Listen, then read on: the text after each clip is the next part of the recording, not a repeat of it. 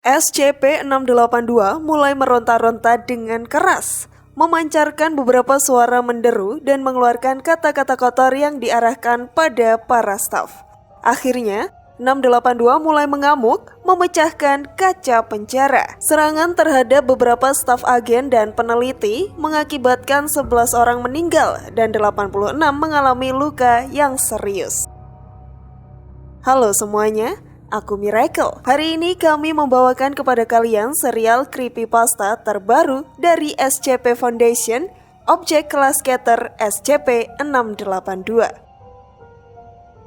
SCP-682 merupakan salah satu objek dari yayasan yang paling populer. SCP-682 adalah reptil besar yang samar-samar. Makhluk ini tidak diketahui asal-usulnya, terkenal dengan makhluka yang hampir tidak mungkin untuk dihancurkan. Memiliki pemikiran yang sangat cerdas dan memiliki kecenderungan suka berkomunikasi dalam komunikasi yang kompleks dengan orang lain. SCP-682 tampaknya memiliki kebencian terhadap semua kehidupan. Hal ini telah diungkapkan dalam beberapa wawancara selama penahanan. SCP-682 walaupun memiliki tubuh yang besar, namun ia memiliki kecepatan dan refleks gerak yang sangat. Selain itu, SCP-682 mempunyai kecepatan regenerasi di luar nalar. Kemampuan regenerasinya diperoleh dari hasil mengkonsumsi dan menyerap materi baik organik maupun anorganik yang ia telan. SCP-682 dapat mengkonsumsi apapun yang ada di hadapannya. Saking cepatnya ia beregenerasi dan saking kuat tubuhnya, ia terbukti masih dapat berbicara walaupun tubuhnya 87% sudah hancur atau membusuk. Kalau di anime, sudah sekelas Edo Tensei ya. Saat proses wawancara dari staf SCP Foundation, SCP-682 ditanya mengapa ia membunuh petani yang tidak bersalah. SCP-682 hanya diam dan menolak untuk menjawab pada awalnya. Tetapi setelah dipaksa oleh sang dokter, SCP-682 menjawab, karena ia menjijikkan. Karena SCP-682 memiliki sifat yang sangat agresif, adaptif, dan cerdas. SCP Foundation akan melakukan ujian terminasi untuk menghancurkan SCP-682. Namun, satu-satunya masalah adalah jumlah pengujian terminasi telah dilakukan hampir 100, namun tidak satu pun dari mereka telah sukses. Di antara banyak pengujian, didapatkan data bahwa yang paling klasik dari beberapa pengujian yang ada, yaitu pihak yayasan menggunakan SCP-409 untuk membunuh SCP-682. SCP-409 kurasa yang sangat berbahaya. Ia berbentuk kristal.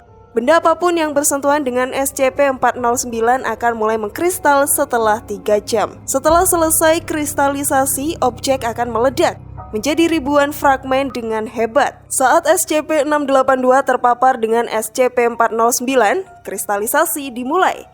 Itu menunjukkan tanda-tanda rasa sakit yang luar biasa. SCP-682 mulai mengalami kejang, tetapi kristalisasi berhenti pada 62%.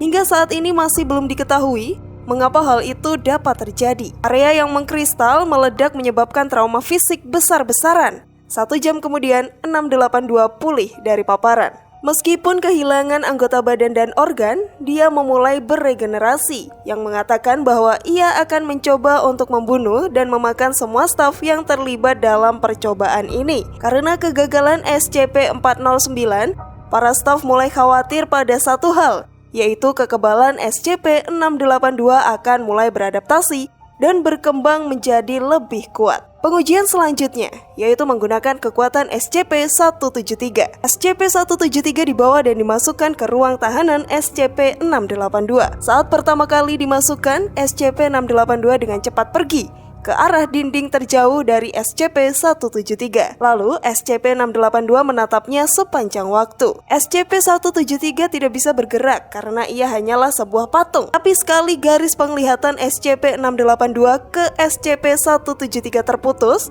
SCP-173 akan bergerak dengan kecepatan yang sangat tinggi bagaikan kecepatan cahaya.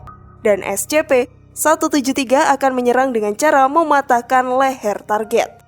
SCP-682 terus menatap di 173 tanpa jeda selama 6 jam.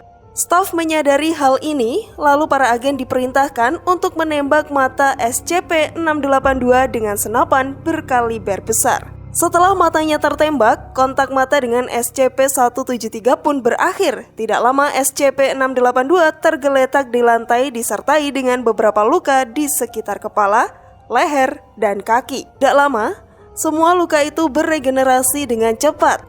Lalu SCP-682 bergerak ke ujung dinding yang lain dan mengembangkan banyak mata di seluruh tubuhnya. Dan masing-masing bola matanya dilapisi pelapis tebal sekeras baja. SCP-682 melanjutkan tatapan matanya pada SCP-173 selama kurang lebih 12 jam.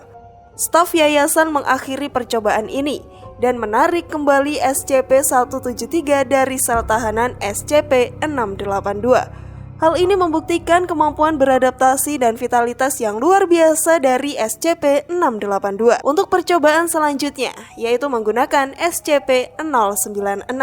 SCP-096 juga dikenal sebagai pria pemalu.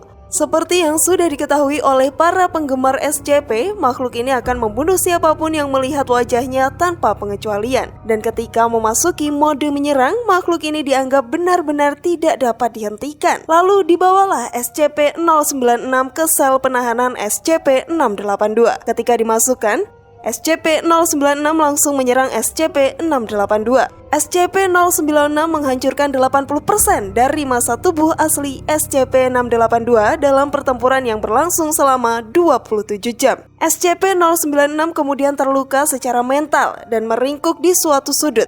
Sampai hari ini, jika dihadapkan dengan SCP-682, si pria pemalu itu bereaksi dengan teror yang nyata. Dia berbalik dan mencakar wajahnya sendiri. SCP-682 mulai meronta-ronta dengan keras dan memancarkan beberapa raungan. SCP-682 mengeluarkan kata-kata kotor yang diarahkan ke staf penguji. SCP-682 kemudian menghancurkan sel penahanan dan memecahkan kaca penahanan. Saat berada di hadapan para agen, SCP-682 mengamuk dan menyerang mereka semua. Hal itu mengakibatkan 11 orang meninggal dunia dan 86 orang mengalami luka yang serius.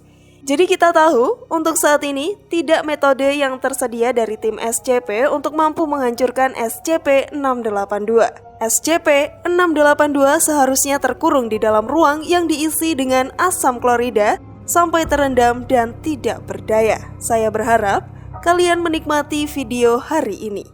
Apakah kamu pernah mendengar atau mengalami peristiwa paranormal? Silahkan ceritakan di kolom komentar ya. Saya akan menggambarkan cerita Anda dalam bentuk animasi dan membagikannya ke dunia luar. Jangan lupa klik like dan subscribe channel ini ya, dan tekan loncengnya. Silahkan bagikan ke teman Anda jika Anda suka dengan video ini. Terima kasih banyak untuk kalian yang sudah menonton dan nantikan saya di video selanjutnya ya. Bye-bye.